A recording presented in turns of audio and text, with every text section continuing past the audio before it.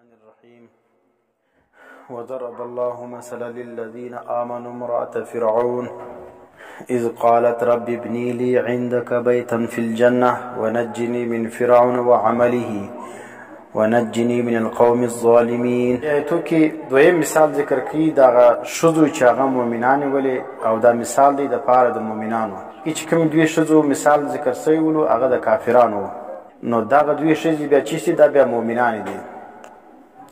نو دغه دوه مؤمنانو شذو حال مثال ذکر کړي الله چې په دې کې وا شذ د فرعون ده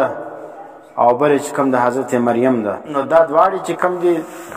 دا به مثال د پاره د چا د مؤمنانو. هغه مثال د کافرانو چې نوح علی السلام او لوط علی السلام شذ ولې نو د نبی په نبوت باندې هغه اولاد شذ زوی فلار دا نس خلاصېدلې. معنی چې سړی نبی سلو دا مقصد نه دی چې د نبی بنو بیا پلار هم بچاوي د نبی د نبوت ته وجي زوی بیم بچاوي ځکه د نبی زوی دی شذ بیم بچاوي دا د نبی شذ ده او پلار بیم بچاوي ځکه دا د نبی پلار دی. نو مثالونه موږ ذکر کړی وو پرون. د پلار مثال د حضرت ابراهیم علیه السلام ولو. ابراهیم علیه السلام نبی وو پلار کافر ولو لیکن د ابراهیم علیه السلام نبوت دا فائدہ نه رسی چاله را حضرت عزر لره. عزر چې ایمان نه راوړي نو اوس د ابراهیم علیه السلام په نبوت باندې بدی نه بچاویږي. د نوح علیه السلام زوی ولو چې ایمان نه راوړي د نوح علیه السلام په نبوت باندې دی نه بچاویږي چې تاسو پر خپل ایمان نه راوړي سړی بچاویږي نه. دا رقم د نوح علیه السلام شذې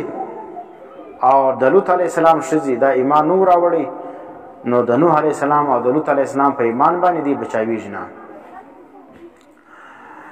نو دلته چې کوم دی هغه دویم مثال ذکر کړي ضرب الله مثلا للذین آمنوا امرأة فرعون. بیانې الله دویم مثال د پاره د هغه کسانو چې مؤمنان دي. مثال د چا ذکر کړي امرأة فرعون. معنا مؤمنان ته دا مثال ذکر کړي چې ګوره پر ایمان باندې کلک وسیږي. نو ګوره حضرت آسیه رضی الله تعالی عنها چې ولا دا شذ ولا او داغه په مقابل کې فرعون رقم جابر او ظالم سره و. نو حضرت آسیه شذ ولا کمزور ولا داغه باوجود دومره کلکسه ولا چې د فرعون د ظلمونو مقابله کړي ولا او د فرعون په ها کې هانو ملاو کړي او فرعون ته چې کوم دی هغه درېدل ولا او پر خپل ایمان باندې تر اخره پای پاته سي ولا. نو تاسو چې په مقابل کې فرعون هم نسته او دومره ظالم و جابر هم نسته نو دونه ظلمونه پر تاسو باندې سته نو تاسو ولې ایمان باندې کمزوري کوئ یا ایمان ولې نه راوړئ یا چې ایمان مې راوړی دی نو پر ایمان باندې کلکېږي ولې نه. نو ضرب الله مثلا بیانې الله مثال للذین دا کسانو لپاره آمنوا امرأة فرعون چې مؤمنان دي د هغو دپاره مثال د چا بیانې امرأة فرعون د فرعون د ښځې نوم یې چې شولو آسیه بنت مزاحم. د فرعون د ښځې نوم آسیه بنت مزاحم ولا. آمنت بموسی د ایمان راوړی پر چا باندې په موسی علیه السلام باندې و اسمها آسیه فعذبها فرعون. ډېر وخت خو د ایمان پټ کړی ولو په اخر چې د ایمان ځینې ښکاره سولو نو بیا فرعون چې کوم دی هغه ډېر ظالم سړی ولو نو د خپله ښځې هم نه ده معاف کړې او سخته سزا یې ورکړې ده. نو فعذبها فرعون نو عذاب ورکړي دی لره فرعون. سره کوم عذاب یې ورکړي دغه یې ووهله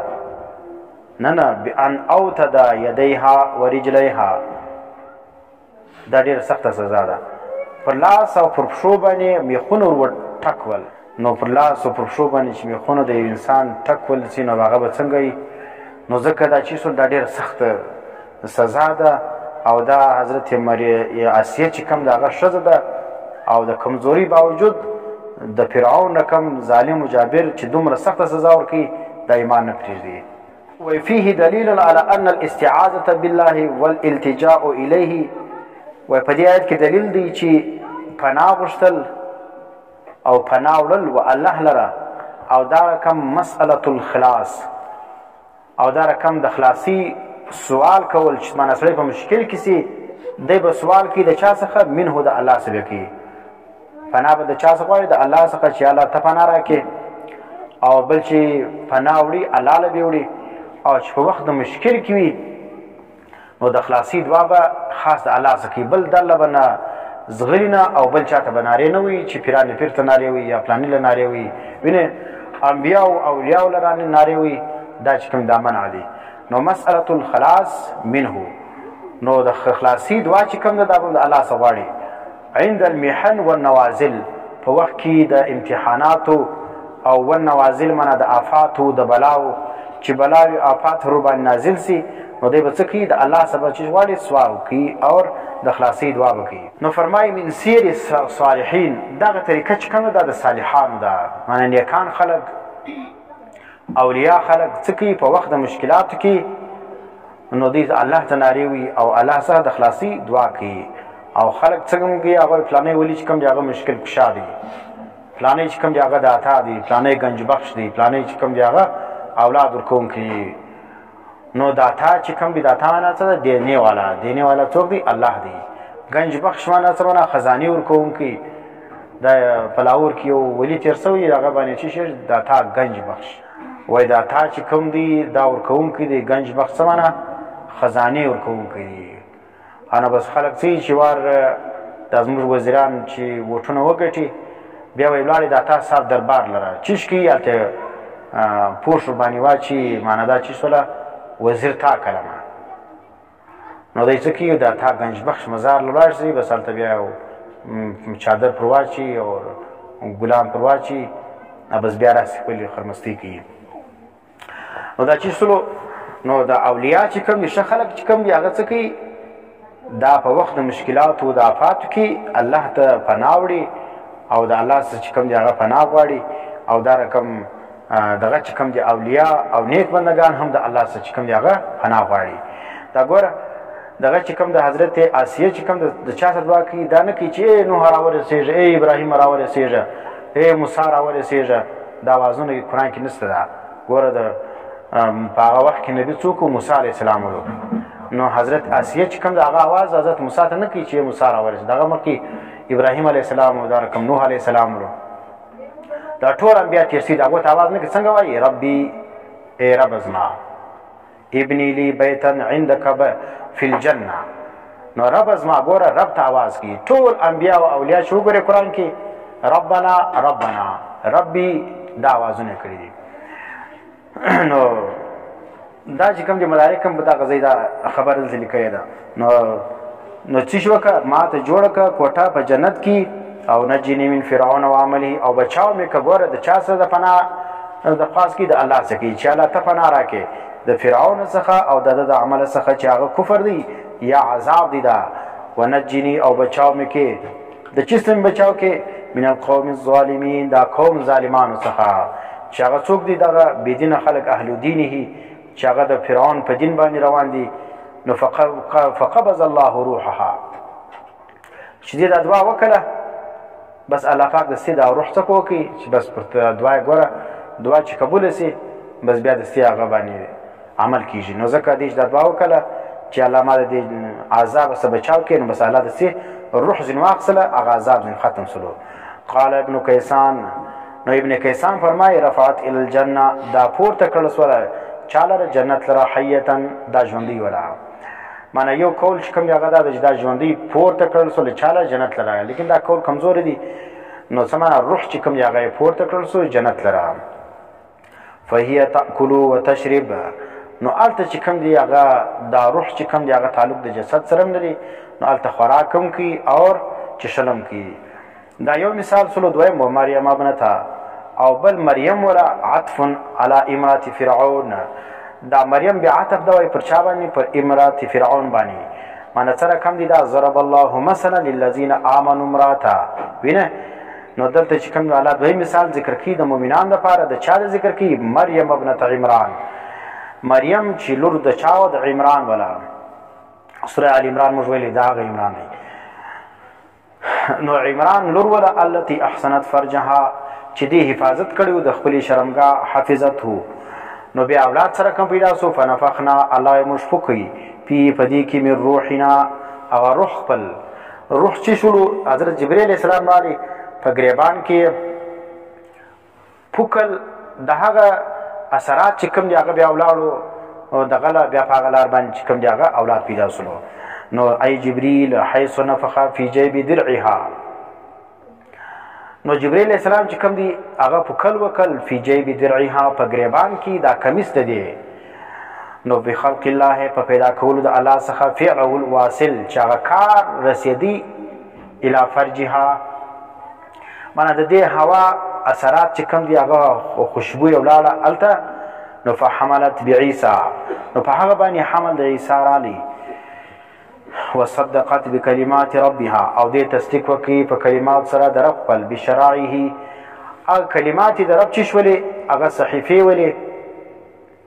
چې الله نازل کړي په حضرت ادریس علیه السلام باندې، او دا رقم نور کتابونه چې تورات او انجیل دا په دا باندې د چې وکړي تصدیق وکړي. نو ټول شریعتونه دی ومنل او کتبه، او دا رقم چې کوم کتابونه الله نازل کړي هغه ګرد ومنل. نو الله وی ګوره دا رقم دا چې شو دا د حضرت مریم کرامت تلو چې بغیر زوج اولاد پیدا سلو. وکانت ولدا من القانتین، د چا څخه؟ د هغه تابعدارو څخه. من القوم المطیعین، د هغه قوم څخه چې هغه چیش کوي اطاعت کوي.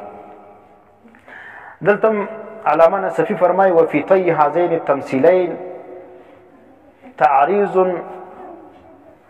بأمي المؤمنين المذكورتين في أول سورة. وی په دې دوه مثالو کې څه دا د حضرت مریم مثال ذکر کړي، او دا رقم د حضرت دغه آسیه د اصول، او دا رقم هغه دوه مثالونه چې کوم د نوح علیه السلام او د لوط علیه السلام د شید اصول، دا دوه مثال چې ذکر کړو په دې کې چې دی په دې کې تعریض معنی اشاره ده. دو امهات المؤمنین رسول په اول سره کې حضرت عائشه او حضرت حفصه ولا دا واقع چې مخ ته رسوله یا ایها النبی لما تحرم، نو هغه ته چې د معنی اشاره وکړه چې ګوره فی اول سوره ما فرت منهما من النظائر علی رسول الله صلی الله علیه وسلم، نه علی تظاهر علی رسول الله صلی الله علیه وسلم، چې دی کوم د نبی اسلام په مقابل کې معنی درېدلی ولې چې نبی اسلام دې ته د کړیو مجبور کړیو چې هغه چشم کې یا حضرت ماریا حرام کی یا شات چې کوم هغه حرام کی. نو نبی اسلام خو خوښ نه دي په ځل باندې کار نو خوښ، لیکن بیا هم وکي. نو دا دوه مثال ته ذکر کړو تحذير لهما، دا بیر د دې دوار لره علی اغلظ وجه پر ډیره بد طریقه باندې، و اشاره الى ان من حقهما ان يكون في الاخلاص كهاتين المؤمنتين. و په دې کې د اشاره ده حضرت عائشہ او حضرت حفصه ته دا معنا دا خبر دی چې دې څوک کې دې ځان دار کم جوړ کی لکه څوک حضرت آسیه او حضرت مریم. والا يتكلا على انهما زوجا رسول الله صلی الله علیه وسلم، او بل دی بیا وګوري و چاله و شذ د فرعون دغه د نوح علیه السلام او شذ د لوط علیه السلام وګوري. نو دا معنا نه ده چې ګور د نبی شذ سره ته چې اوس عمل کوي بیا به ته بچاوي. نو څه وای الله يتكلا على انهما زوجا رسول الله صلی الله علیه وسلم، دی په دې توکل نه کوي، باور نه کوي چې موږ د نبی شذ سلو اوس چې عمل کو نو به موږ بچی شو بخښل سوي یو. نو معنا دا ده لکه څنګه چې د نوح علیه السلام شذ د لوط علیه السلام شذ هغه د سړي په نبوت باندې بچاو نسولې، نو تاسو نه بچاويږي. نو ځان څنګه جوړ کی؟ دا رقم جوړ کی لکه شذ د فرعون یا دغه چې کوم د حضرت مریم، نو دا رقم چې ځان جوړ کی به کیسه برابرې او کني نو د نبی په نبوت باندې یا دغه په زوجیت باندې تاسو خلاصيږئ نه.